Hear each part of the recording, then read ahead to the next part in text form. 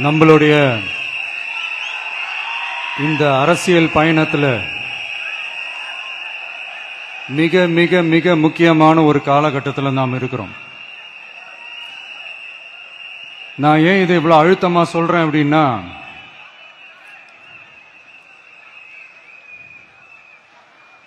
ஏதோ அழுத்தம் இருக்குமோன்னு நினைக்கிறீங்களோ? அழுத்தமா நமக்கா?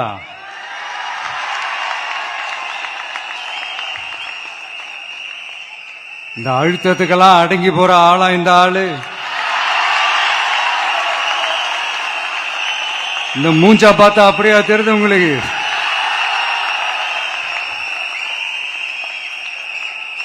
அதனால அப்படியெல்லாம் நடக்காது. அதுவும் முக்கியமா நம்ம கிட்ட அதெல்லாம் நடக்கவே நடக்காது. ஆனா அழுத்தம் இருக்குதான்னு கேட்டீங்கன்னா இருக்குது. அது நான் இல்லைன்னு சொல்ல வரல. நமக்கு இல்ல, மக்களுக்கு. தமிழ்நாட்டை இதுக்கு முன்னாடி ஆண்டவங்களும் சரி பாஜகவுக்கு அடிமையா தான் இருந்திருக்கிறாங்க. சோ அவங்கள நம்பி ஒரு பிரயோஜனமும் இல்ல. இப்ப ஆண்டுகிட்டு இருக்கிற இந்த திமுக அரசாச்சும் நமக்கு ஏதாவது செய்வாங்கன்னு பார்த்தா இவங்களும் அவங்கள மாதிரியே தான். இன்னும் சொல்ல போனா ஒரு படி மேல, இன்னும் மோசம். அவங்களாச்சும் நேரடியா சரண்டர் ஆகி இருப்பாங்க, இவங்க மறைமுகமா சரண்டர் ஆகி இருக்கிறாங்க. அவ்வளவுதான் வித்தியாசம். அதனால நீங்க பாத்தீங்கன்னா அவங்களோட அந்த வேஷம் கலைஞ்சிடக்கூடாதுன்றதுக்காக இந்த கலர் கலரா கவர்ச்சிகரமான இந்த அறிவிப்புகள்லாம் வெளியிடுறாங்க. நோட்டீஸ் பண்ணிருப்பீங்கன்னு நினைக்கிறேன்.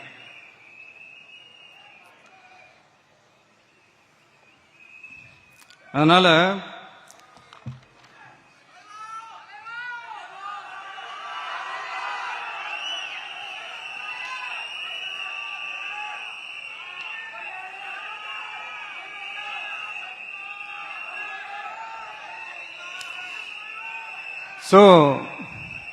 இவங்க எல்லாரும் இப்படியே இருக்கிறாங்களே, நமக்காக உண்மையா உழைக்கிறதுக்கு யாராச்சும் வந்துட மாட்டாங்களா அப்படின்னு மக்கள் ஒரு விதமான அதை வெளியில சொல்ல முடியாத ஒரு அழுத்தத்தில் இருக்கிற நேரம் இது.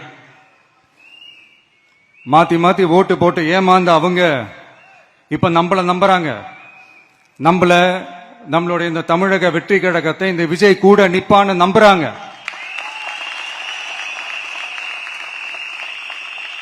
நம்மள நம்புறவங்களுக்காக நாம நம்பிக்கையோடு இருக்கணும்ல. அப்படின்னா இது முக்கியமான, மிக மிக மிக முக்கியமான ஒரு காலகட்டம் தானே. அதனாலதான் அவ்வளவு அழுத்தமா நான் சொன்னேன். இந்த தேர்தல், இந்த கூட்டணி, இதெல்லாம் பத்தி நிறைய இந்த ஹேஷியங்கள் ஜோஷியங்கள் எல்லாம் நடந்துகிட்டு இருக்கு இல்லையா?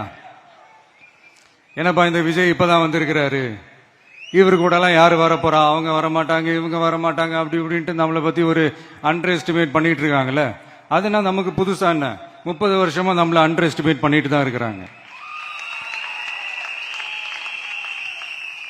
ஆனா மக்கள் கரெக்டா நம்மள எஸ்டிமேட் பண்ணி ரொம்ப அழகா, ரொம்ப அக்கறையா, ரொம்ப தெளிவா, ரொம்ப தீர்க்கமா நமக்குன்னு ஒரு இடத்தை கொடுத்திருக்கிறாங்கல்ல.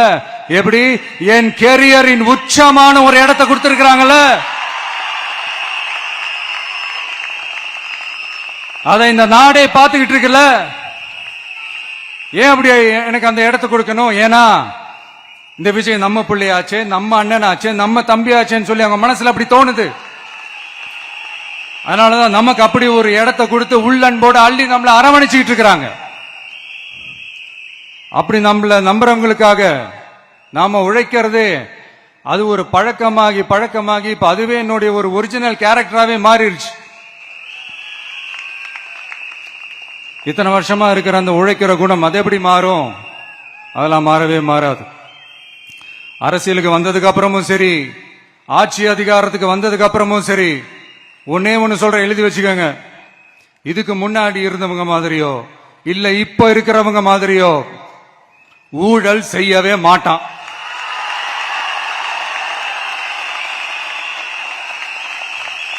ஒரு பைசா தொட மாட்டான். எனக்கு அது அவசியமே இல்லை. புரிஞ்சுங்களா உங்களுக்கு? எனக்கு அதை தொட வேண்டிய அவசியமே இல்லை.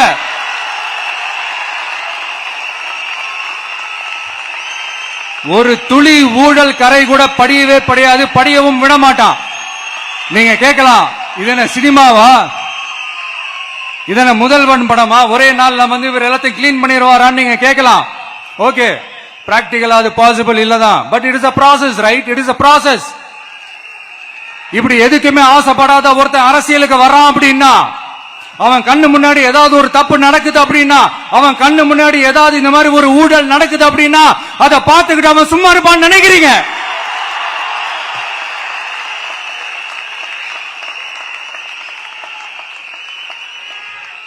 அதனால இந்த தீய சக்தியா இருக்கட்டும், இந்த ஊழல் சக்தியா இருக்கட்டும், ரெண்டு பேரும் தமிழ்நாட்டை ஆண்டவே கூடாது.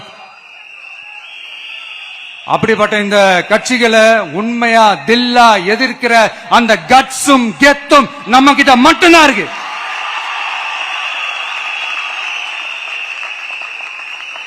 அதனால நீங்க என்ன சூழ்ச்சி நம்ம மேல பண்ணாலும், என்ன அழுத்தம் நீங்க கொடுத்தாலும், இந்த அடங்கி போறதுக்கோ, இந்த அண்டி பொழைக்கிறதுக்கோ, இல்ல இந்த அடிமையா இருக்கிறதுக்கால நாம அரசியலுக்கு வரல.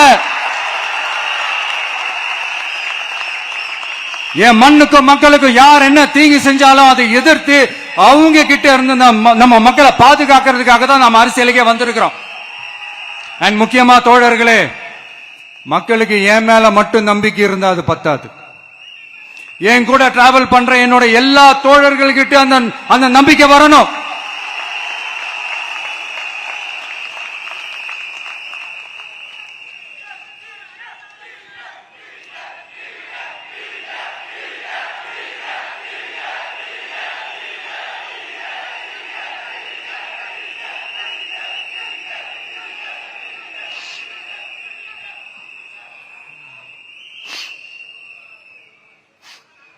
அந்த நம்பிக்கை இல்லைன்னு நான் சொல்ல வரல, இருக்குது. ஆனா அதை தொடர்ந்து இருக்கிற மாதிரி நீங்க எல்லாம் நடந்துக்கணும். தப்பு பண்ண யாரா இருந்தாலும் தப்பிக்கவே முடியாதுன்ற அந்த ஒரு பயம் இருக்கணும். எல்லாரும் உங்களை தான் கேட்கிறேன், எல்லாரும் உண்மையா உழைப்பீங்கல்ல?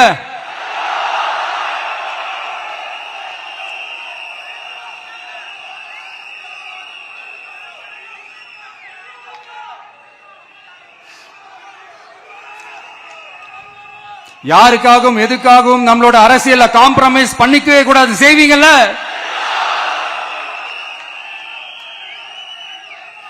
அண்ட் தயவு செஞ்சு எல்லாரும் கொஞ்சம் ஒற்றுமையா இருந்து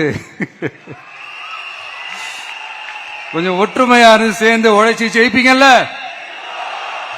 சரி, நமக்காக நம்ம மக்கள் கண்டிப்பா ஓட்டு போட்டு ஜெயிக்க வைப்பாங்க, அதுல எந்த மாற்று கருத்துமே கிடையாது. அப்படி ஜெயிக்கிறதுக்காக நாம் என்ன செய்ய போறோம்? மக்களிடம்னு செல்னு அறிஞர் அண்ணா அவர்கள் சொன்னதை ரொம்ப டீப்பா சின்சியரா அடாப்ட் பண்றதோட மட்டும் இல்லாம நம்மளோட அரசியல்ல அதை செயல்படுத்தணும். அதுதான் முக்கியம். ஏன்னா இப்ப அரசியல் இருக்கிறவங்க அண்ணாவை மறந்துட்டாங்க.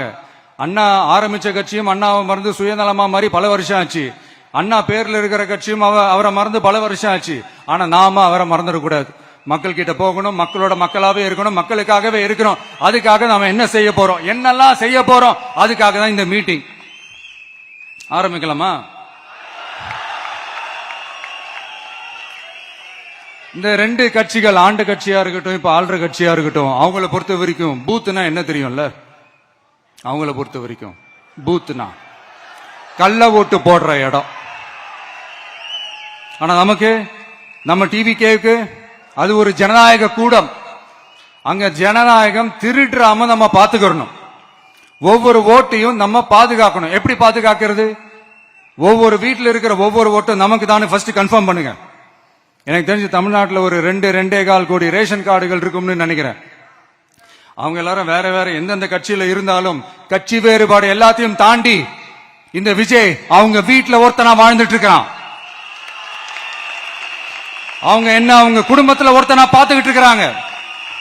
அதனால இந்த கட்சி கிச்சி எல்லாத்தையும் தாண்டி இந்த விஜய் கூட கூட நிக்கணும்னு முடிவு பண்ணிட்டாங்க. அதனால அப்படி முடிவு பண்ண அவங்கள பாதுகாப்பா பூத்துக்கு கூட்டிட்டு வாங்க. நம்மளோட இந்த விசில் சின்னத்துக்கு ஓட்டு போட வைங்க.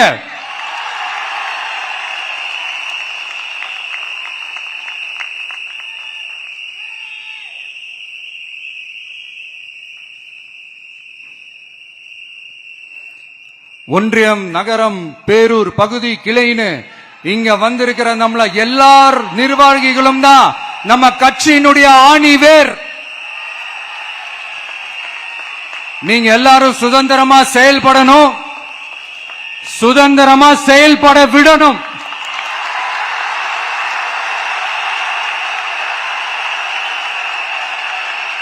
நீங்க ஒவ்வொருத்தரும் எனக்கு முக்கியம்.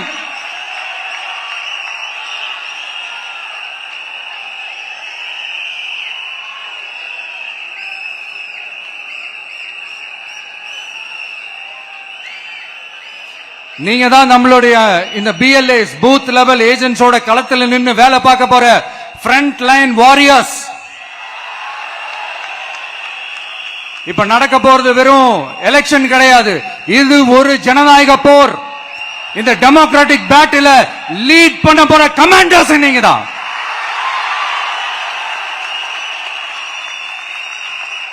நான் ஏன் இது எவ்வளவு ஸ்ட்ரெஸ் பண்ணி சொல்றேன் அப்படின்னா, இந்த தீய சக்தி எப்படி இந்த தீய சக்தியோட தில்லு முள்ளு எல்லாம் உங்களுக்கே நல்லா தெரியும். முழிச்சிட்டு இருக்கும் போது முழியை தோண்டி எடுத்துட்டு போற கூட்டம்.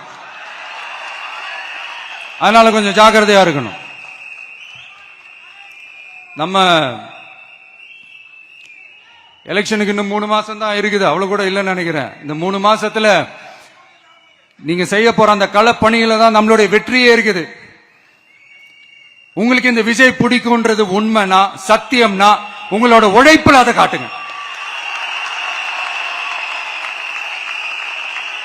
அப்புறம் நாங்க அறிவிக்க போற வேட்பாளர்களுக்கு நீங்க உங்களுடைய முழு ஒத்துழைப்பை நீங்க கொடுக்கணும். கொடுப்பீங்க தானே?